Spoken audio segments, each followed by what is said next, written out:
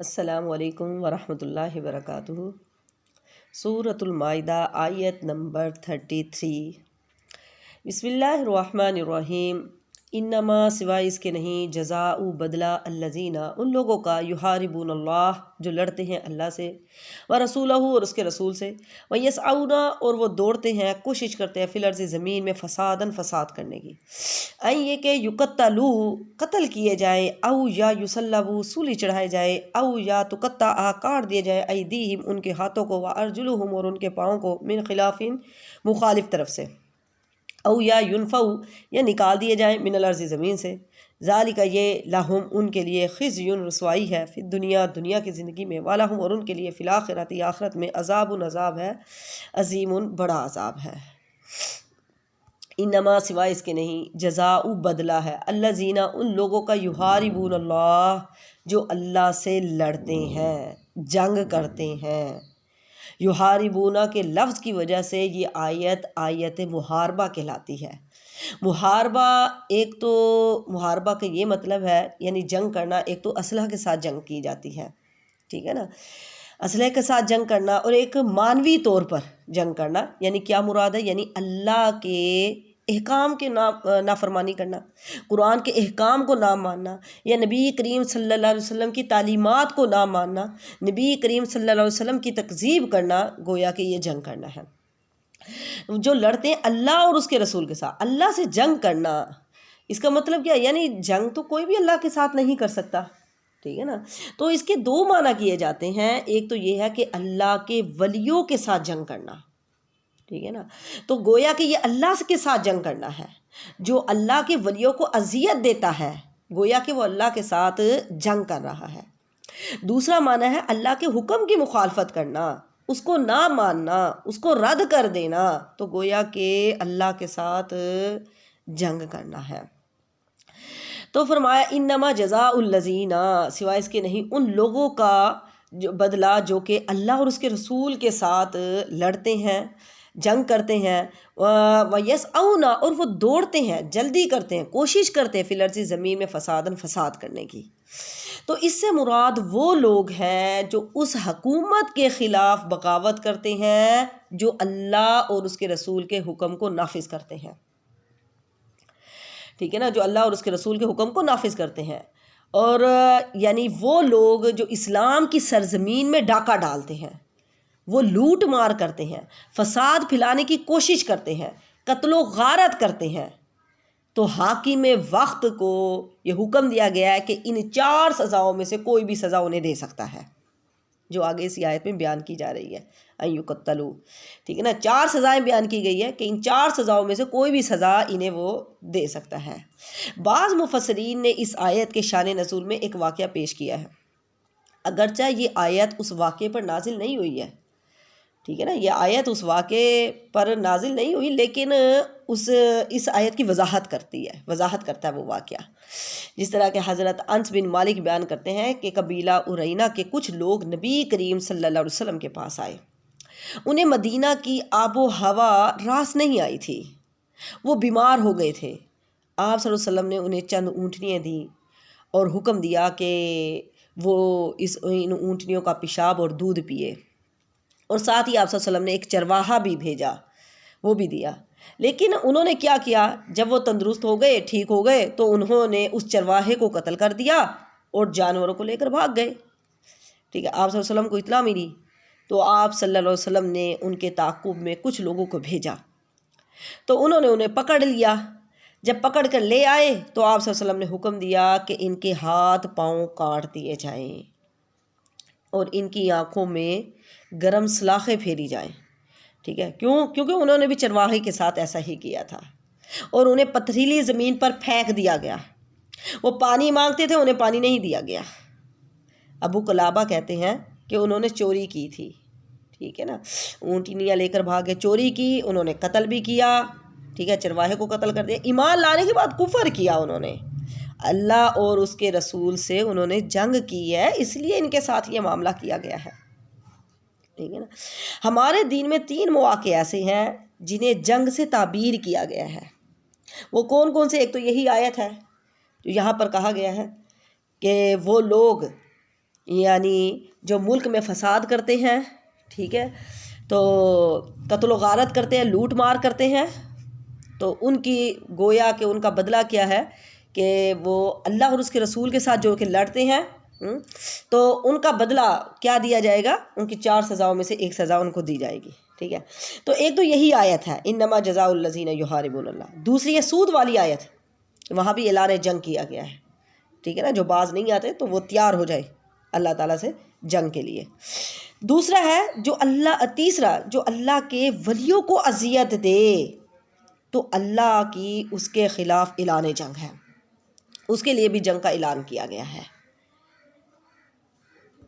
تو فرمایا جو لوگ ایک آدمی کو قتل نہیں کرتے، ٹھیک ہے نا، زمین میں فساد کرتے، بلکہ یعنی وہ بہت سی جانوں کو قتل کرتے ہیں، یہاں پر یعنی گروپ کی شکل میں ہے، ایک آدمی کی بات نہیں ہے، یعنی گروپ کی شکل میں ہے جو لوگ، تو بہت سی جانوں کو وہ قتل کر دیتے ہیں، راستوں کا امن ختم کرتے ہیں، خون بہاتے ہیں، مال چھینتے ہیں، ٹھیک ہے نا، یہ ساری چیزیں زمین میں فساد پھیلانے والی ہیں، معاشرے کے امن کو تباہ کرنے والی ہے۔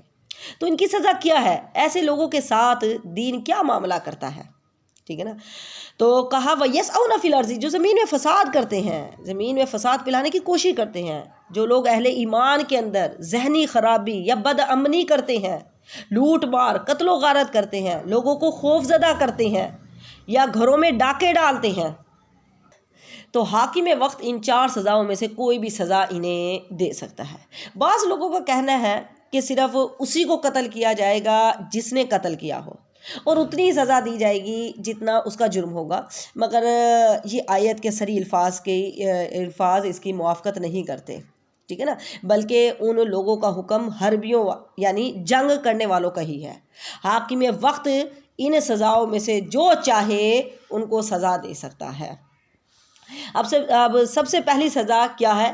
ان یقتلوا، کہ ان کو قتل کیا جائے، وہ قتل کر دیے جائیں، جتنے بھی لوگ ہوں گے سب کو قتل کر دیا جائے گا، ایک کو قتل نہیں کیا جائے گا بلکہ سب کو ہی قتل کر دیا جائے گا۔ او یصلبوا، دوسری سزا یہ ہے کہ ان کو سولی چڑھا دی جائے، قتل کرنے کے بعد ان کو سولی پر لٹکا دیا جائے۔ او یا تقطع ایدیہم، یا ان کے ہاتھ کاٹ دیے جائے، وارجلہم، ان کے پاؤں کاٹ دیے، من خلاف، مخالف سمت سے، ٹھیک ہے نا، دایاں ہاتھ تو بایاں پاؤں، ٹھیک ہے نا، دایاں ہاتھ ہے تو بایاں پاؤں ہے، تو یہ تیسری سزا ان کی یہ ہے۔ او ینفوا، یا پھر نکال دیا جائے، من الارض، زمین سے۔ چوتھی سزا ہے ان کو ان کے علاقے سے ہی نکال دیا جائے، ان کو جلا وطن کر دیا جائے، ان کو وہاں سے نکال دیا جائے۔ تو فرمایا حاکم وقت کو یہ یعنی حکم دیا گیا ہے، یہ اختیار دیا گیا ہے کہ وہ 4 سزاؤں میں سے کوئی بھی سزا ان کو دے سکتا ہے۔ ذالک، یہ لہم، ان کے لیے، خزی، رسوائی ہے، پھر دنیا کی زندگی میں رسوائی ہے۔ ظاہر بات ہے، قتل کر کے جس کو قتل کر دیا گیا تو سب کو پتہ چل رہا ہے کہ ان کو قتل کر دیا گیا، پھر سولی پر چڑھا دیا جائے تاکہ سب دیکھے، کوئی بھی جرت نہ کرے، اس طرح ملک میں یعنی امن ہوگا۔ یہ دنیا میں ان کے لیے رسوائی ہے۔ ظاہر ہے جب کسی کا ہاتھ کاٹ دیا جائے گا یا پاؤں کاٹ دیا جائے گا، سولی پہ لٹکا دیا جائے گا، تو یہ رسوائی ہے، سب کو پتہ چلے گا کس وجہ سے ان کے ساتھ ایسا ہوا، تو دنیا میں رسوائی ہے۔ اور پھر دوسروں کا یہ مال لوٹ مار کرنا، یہ جبکہ حرام ہے، ٹھیک ہے نا۔ آپ صلی اللہ علیہ وسلم نے فرمایا کہ ایک مسلمان کا مال دوسرے مسلمان پر حرام قرار دیا ہے، لوٹ مار کرنا یہ منع ہے، اور پھر ہنسی مذاق میں بھی ایک دوسرے کا مال نہیں لے سکتے، یہ ظلم ہے، ٹھیک ہے نا، اور اسلام میں ظلم کرنا منع ہے۔ نبی صلی اللہ علیہ وسلم نے فرمایا، اللہ فرماتے ہیں کہ اے میرے بندو، میں نے اپنے اوپر ظلم کو حرام کیا ہے اور تمہارے درمیان بھی اسے حرام کیا ہے، اس لیے تم ایک دوسرے پر ظلم نہ کرو، کسی کا حق نہ مارو، ٹھیک ہے نا، کسی پر ظلم نہ کرو، زیادتی نہ کرو۔ ظلم ایسی چیز ہے جس سے انسان کو بہت سے نقصان ہوتے ہیں۔ کون سے نقصان ہوتے ہیں؟ ظالم جو ہوتا ہے، ظالم ہدایت سے محروم ہو جاتا ہے۔ اللہ تبارک و تعالیٰ فرماتے ہیں واللہ لا یہدی القوم الظالمین، اللہ ظالم کو ہدایت نہیں دیتا، ٹھیک ہے، اور پھر یہ اللہ کی محبت سے محروم ہو جاتا ہے، واللہ لا یحب الظالمین، اللہ تعالیٰ اس سے محبت نہیں کرتا ظالم سے، ٹھیک ہے۔ اور پھر یہ ہے کہ اگر کوئی شخص ظلماً کسی کی زمین کا ایک حصہ بھی، ایک بالشت حصہ لے لیتا ہے، تو قیامت والے دن کیا ہوگا؟ 7 زمینوں کا توق اس کے گلے میں ڈال دیا جائے گا، اسے مجبور کیا جائے گا کہ 7 زمینوں تک کھودتا رہے، وہ کھدائی کرے پھر، اور پھر وہ توک اس کے گلے میں ڈال دیا جائے گا۔ کب تک ڈالا جائے گا؟ یہاں تک کہ لوگوں کے درمیان فیصلہ ہو جائے، اس وقت تک اس کو یہ سزا ملتی رہے گی۔ اور پھر یہ ہے کہ ظلم کو معاف نہیں کیا جائے گا، ظلم معاف نہیں ہوگا جب تک کہ بندے نہ معاف کر دیں۔ اور پھر یہ ہے کہ ظالم پر اچانک ہی اللہ کی پکڑ آتی ہے، اللہ تبارک و تعالیٰ پہلے اس کو ڈھیل دیتے ہیں، ڈھیل دیتے رہتے ہیں، پھر اچانک ہی اللہ تعالیٰ اس کو پکڑ لیتے ہیں، اور پھر ظلم قیامت کے دن اندھیروں کی شکل میں ہوگا۔ تو انسان کو ایسی چیزوں سے بچنے کی ضرورت ہے۔ اور آگے فرمایا والا ہوں ان کے لیے فی الآخرت، آخرت میں عذاب عظیم، ان کے لیے بڑا عذاب ہے، یعنی ایسا عذاب جو ختم ہی نہیں ہوگا، بہت بڑا عذاب ان کے لیے تیار کیا ہوا۔ آگے فرمایا اللہ مگر الذین، جن لوگوں نے تابو توبہ کی، من قبلی، اس سے پہلے ان یہ کہ تقدیرو، تم قدرت پالو، علیہم ان پر، تم قابو کر لو، علیہم ان کو، فعلموا پس جان لو، ان اللہ بے شک اللہ تعالیٰ غفور الرحیم بخشنے والا مہربان ہے۔ یعنی کیا مطلب ہے؟ ہاں، جن لوگوں نے اس سے پہلے کہ تم نے انہیں ابھی پکڑا نہیں ہے، اس سے پہلے ہی انہوں نے توبہ کر لی، یعنی اگر گرفتار ہونے سے پہلے اگر وہ توبہ کر لیتے ہیں تو پھر انہیں معاف کر دیا جائے گا، انہیں مذکورہ سزائیں نہیں دی جائیں گی کہ مخالف سمت سے ان کے ہاتھ پاؤں کاٹنا، یا پھر ان کو زمین سے نکال دینا، یا سولی چڑھانا، یا پھر قتل کرنا، ٹھیک ہے، یہ سزائیں پھر ان کو نہیں دی جائیں گی، ٹھیک ہے نا۔ کیوں؟ کیونکہ ان کا گرفتار ہونے سے پہلے اپنے آپ کو حوالے کر دینا، اس کا یہی مطلب ہے، یہ یہی معنی رکھتا ہے کہ انہوں نے اپنے جرائم سے توبہ کر لی ہے، ٹھیک ہے نا۔ یعنی اگر چور نے چوری کی اور خود آ کر کہہ دیا ہے کہ یہ آپ کی چیز ہے اور مجھے معاف کر دو، ٹھیک ہے نا، میں نے چوری کی تھی، تو اب اس کا ہاتھ نہیں کاٹا جائے گا۔ کیوں؟ کیونکہ پکڑنے سے پہلے اس نے توبہ کر لی۔ کسی نے ہماری کوئی چیز چرائی، ٹھیک ہے نا، ہم ڈھونڈتے رہے، ہمیں نہیں ملی، لیکن وہ چور خود آ کر ہمیں دے دے کہ یہ آپ کی چیز ہے، میں نے چوری کی تھی، تو اب اس کا ہاتھ نہیں کاٹا جائے گا۔ کیوں؟ کیونکہ ابھی ہم نے پکڑا نہیں تھا، وہ خود آ کر اس نے توبہ کر لی ہے، اس نے ہم سے معافی مانگ لی ہے، ہمیں سامان واپس دے دیا ہے، تو اب اس کو سزا نہیں دی جائے گی۔ لیکن پھر بھی اس بات میں اختلاف ہے کہ سزاؤں کی معافی کے ساتھ کہ انہوں نے جو قتل کیا ہے، جو مال لوٹا ہے، یا آبرو ریزی کی ہے، اب کیا یہ جرائم بھی معاف ہو جائیں گے یا ان کا بدلہ لیا جائے گا؟ تو بعض علماء کے نزدیک یہ معاف نہیں ہوں گے، بلکہ ان کا قصاص لیا جائے گا، ان کا بدلہ لیا جائے گا، ان کا قصاص لیا جائے گا۔ لیکن امام ابن کثیر اور امام شوکانی، یہ لوگ، ان کا رجحان اسی طرف ہے کہ مطلقاً انہیں معاف کر دیا جائے گا۔ وہ کہتے ہیں کہ آیت کے ظاہر کا یہی تقاضا ہے، ٹھیک ہے نا، آیت سے جو ہمیں ظاہر ہو رہا ہے اس کا تقاضا یہی بتاتا ہے کہ اس کو معاف کر دیا جائے گا اگر وہ توبہ کر لیتے اس سے پہلے کہ ہم ان پہ قدرت پائیں، ٹھیک ہے نا، تو پھر ان کو معاف کر دیا جائے گا۔ فَعَلَمُوا أَنَّ اللَّهَ غَفُورٌ رَحِيمٌ، کیوں؟ کیونکہ اللہ تعالیٰ غفور الرحیم ہے، بخشنے والا مہربان ہے۔ ہاں، البتہ گرفتار کر لینے کے بعد پھر توبہ سے جرائم معاف نہیں ہوں گے، بلکہ ان کو سزا دی جائے گی، ٹھیک ہے، وہ سزا کے مستحق ہیں۔ تو اس سے ہمیں کیا پتہ چلا کہ اگر کوئی گناہ کے بعد توبہ کر لیتا ہے تو اس کی بخشش بھی ہے۔ فَعَلَمُوا أَنَّ اللَّهَ غَفُورٌ رَحِيمٌ، کہ اللہ تعالیٰ غفور الرحیم بخشنے والا مہربان ہے۔ آگے فرمایا یا ایھا الذین، اے وہ لوگو آمنو جو ایمان لائے ہو، اتقوا اللہ، ڈرتے رہو اللہ تعالیٰ سے، وابتغوا، اور تلاش کرو، الیہ، اس کی طرف، وسیلۃ، قرب حاصل کرنے کا ذریعہ، وسیلہ، وجاہدوا، اور جہاد کرو، فی سبیلہ، اس کے راستے میں، لعلکم، تاکہ تم تفلحون، تم فلاح پا جاؤ، تم کامیاب ہو جاؤ۔ یا ایھا الذین، اے وہ لوگو آمنو جو ایمان لائے ہو، اتقوا اللہ، اللہ سے ڈرتے رہو، اللہ سے ڈرو تاکہ تمہیں عذاب نہ ہو، تاکہ تم اس کے عذاب سے بچ جاؤ، اللہ کی نافرمانی سے بچ جاؤ، اللہ سے ڈرتے رہو۔ اور اللہ کا ڈر کیسے آتا ہے؟ اللہ کا ڈر علم سے آتا ہے، علم کی بنیاد پر ہی انسان اللہ کی اطاعت کرتا ہے اور نافرمانی سے بچتا ہے۔ جب تک انسان کو پتہ نہ ہو کہ کیا کرنا ہے، کس سے بچنا ہے، تو نہ تو وہ بچ سکتا ہے اور نہ ہی وہ کوئی کام کر سکتا ہے، ٹھیک ہے۔ تو انسان کو اللہ سے ڈرتے رہنا چاہیے اور اس کے عذاب سے بھی ڈرتے رہنا چاہیے۔ آگے کا وابتغوا الیہ الوسیلہ، اور تلاش کرو اس کی طرف وسیلہ، وسیلہ کے معنی ایسی چیز کے ہیں جو کسی مقصد کے حاصل کرنے یا اس کے قرب کا ذریعہ ہو، یعنی مراد ہر وہ چیز جس سے اللہ کا قرب حاصل ہو، ٹھیک ہے نا۔ اللہ کی طرف وسیلہ تلاش کرو، اس کا مطلب یہ ہے کہ ایسے اعمال اختیار کرو جس سے تمہیں اللہ کی رضا اور اس کا قرب حاصل ہو جائے۔ وسیلے سے مراد اللہ کا قرب حاصل کرنا ہے، کہ ایسا طریقہ جس سے آپ اللہ کے قریب ہو جائیں، اور اللہ کے قریب ان کاموں سے ہوں گے جن کا اللہ نے حکم دیا ہے، اور ان چیزوں سے بچ کر ہی اللہ کے قریب ہو سکتے ہیں جن سے اللہ تعالیٰ نے روکا ہے۔ اور اگر واقعی اللہ کے قریب ہم ہونا چاہتے ہیں تو ہمیں پھر وہ اعمال کرنے ہوں گے جن کا اللہ تعالیٰ نے حکم دیا ہے، جو نیک اعمال ہیں جن کے کرنے سے اللہ تعالیٰ خوش ہوتے ہیں۔ اور اسی طرح پھر ایسے کام جو اللہ نے منع کیے ہیں یا حرام کیے ہیں، ان سے بچنا، یہ بھی اللہ کے قرب کا ذریعہ ہے، ٹھیک ہے نا۔ اللہ کا قرب حاصل ہوتا ہے، اس لیے منع کردہ اور حرام کردہ کاموں اور چیزوں کو چھوڑنا بھی اللہ کا قرب حاصل کرنے کا وسیلہ ہے۔ اور وسیلہ جنت میں ایک مقام کا نام بھی ہے۔ جب ہم اذان کے بعد دعا پڑھتے ہیں تو ہم نبی کریم صلی اللہ علیہ وسلم کے لیے یہ دعا کرتے ہیں، وآتی محمدً الوسیلۃ والفضیلہ، ٹھیک ہے نا۔ تو یہ جنت میں سب سے اعلیٰ منزل ہے وسیلہ، اور یہ نبی کریم صلی اللہ علیہ وسلم کی منزل ہے، اور جنت میں آپ صلی اللہ علیہ وسلم کا گھر ہے، اور جنت کی تمام جگہوں سے یہ جگہ عرش کے زیادہ قریب ہے۔ اور آپ صلی اللہ علیہ وسلم نے فرمایا، جو میرے لیے وسیلہ مانگے گا میں اس کے لیے شفاعت کروں گا، یعنی میری شفاعت واجب ہو جائے گی۔ لیکن یہاں اس وسیلے کی بات نہیں ہو رہی ہے، ٹھیک ہے نا۔ تو وسیلہ یعنی جس سے اللہ کا قرب حاصل ہو۔ وسیلہ دو طرح کا ہوتا ہے، ایک ہوتا ہے مشروع اور ایک ہوتا ہے ممنوع، ٹھیک ہے نا، جس سے منع کیا گیا، اور ایک ہوتا ہے جائز، یعنی مشروع جو جائز ہے، ممنوع جس سے منع کیا گیا ہے۔ مشروع وسیلے کون سے ہیں؟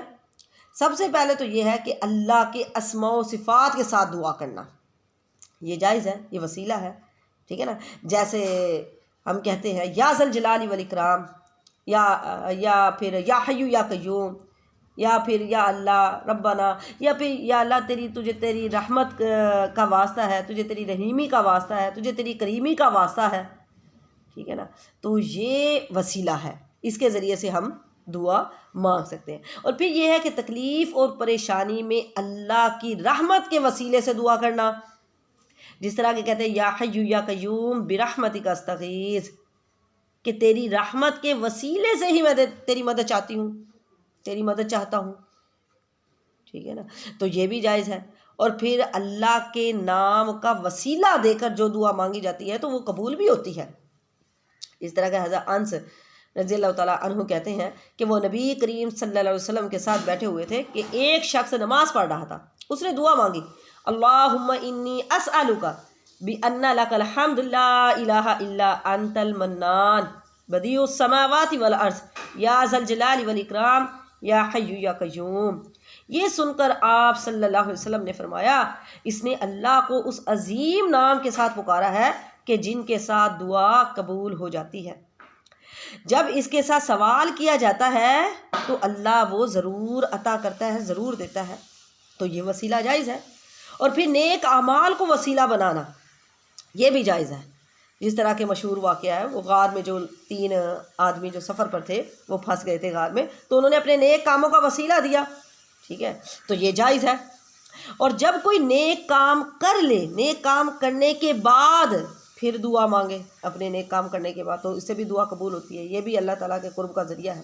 جیسے کہ حضرت ابراہیم علیہ السلام اور اسماعیل علیہ السلام نے خانہ کعبہ کی تعمیر کی، تو اس کے بعد دونوں نے مل کر اللہ تعالیٰ سے دعا مانگی تھی، ربنا تقبل منا، ٹھیک ہے نا۔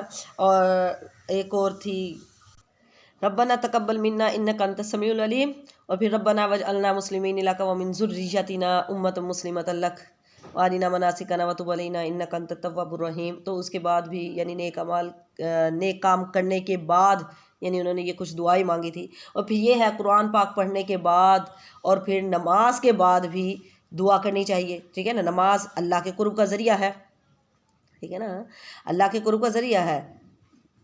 اللہ نے فرمایا میرا بندہ مسلسل نوافل کے ذریعے سے میرا قرب حاصل کرتا ہے، یہاں تک کہ میں اس سے محبت کرنے لگ جاتا ہوں۔ نفلی صدقہ خیرات کرنا، ٹھیک ہے نا، نفلی روزے رکھنا، تو یہ بھی اللہ تعالیٰ کے قرب کا ذریعہ ہے۔ اسی طرح آپ صلی اللہ علیہ وسلم نے فرمایا جو شخص یہ چاہتا ہے کہ اللہ اور اس کے رسول اس سے محبت کرے تو وہ قرآن پڑھے، ٹھیک ہے نا۔ قرآن بھی اللہ کے قرب کا ذریعہ ہے، ذکر کرنا، تسبیحات کرنا یہ بھی اللہ کے قرب کا ذریعہ ہے۔ ہم زمین پر ذکر کرتے ہیں تو جو ہم تسبیحات پڑھ رہے ہوتے ہیں وہ اللہ کے عرش کے ارد گرد یعنی ہمارا ذکر کر رہی ہوتی ہیں، ٹھیک ہے نا، اللہ کے ہاں۔ تو یہ سارے اللہ کے قرب کا ذریعہ ہے، یہ وسیلہ ہے، اس کے ذریعے انسان اللہ کے قریب ہوتا ہے۔ لیکن کچھ لوگوں نے اس حقیقی وسیلے کو چھوڑ کر قبروں میں جو لوگ دفن ہیں ان لوگوں کو اپنا وسیلہ سمجھ لیا، جن کی شریعت میں کوئی بنیاد ہی نہیں ہے، ٹھیک ہے نا۔ غیر ممنوع وسیلے وہ کون سے ہیں؟ غیر ممنوع جو کہ جائز نہیں ہے، جس سے منع کیا گیا ہے، یعنی اللہ کے علاوہ کسی اور کو معبود بنا کر ان کا وسیلہ پکڑنا یہ جائز نہیں ہے۔ یعنی وہ بتوں کو اللہ تک جانے کا وسیلہ بناتے ہیں مشرکین، تو یہ جائز نہیں ہے۔ اللہ کی بارگاہ میں کسی مخلوق کی ذات کا وسیلہ پکڑنا، چاہے وہ نبی ہی کیوں نہ ہو، تو یہ بھی جائز نہیں ہے۔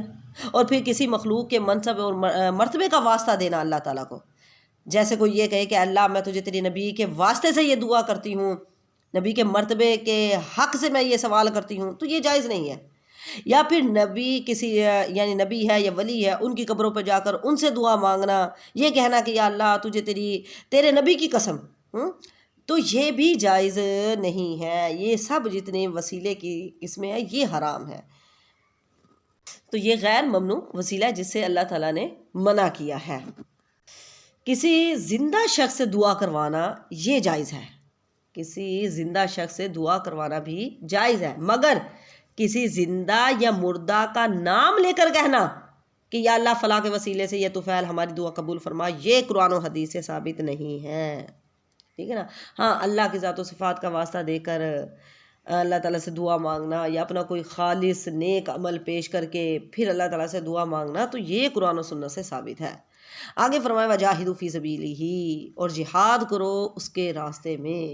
اب اس آیت میں اللہ کے تقوی اور اس کا قرب حاصل کرنے کا حکم دینے کے بعد جہاد کا حکم دیا، تو اس سے معلوم ہوا کہ اللہ کا تقوی اور اس کا قرب حاصل کرنے کا ذریعہ اللہ کے راستے میں جہاد کرنا ہے۔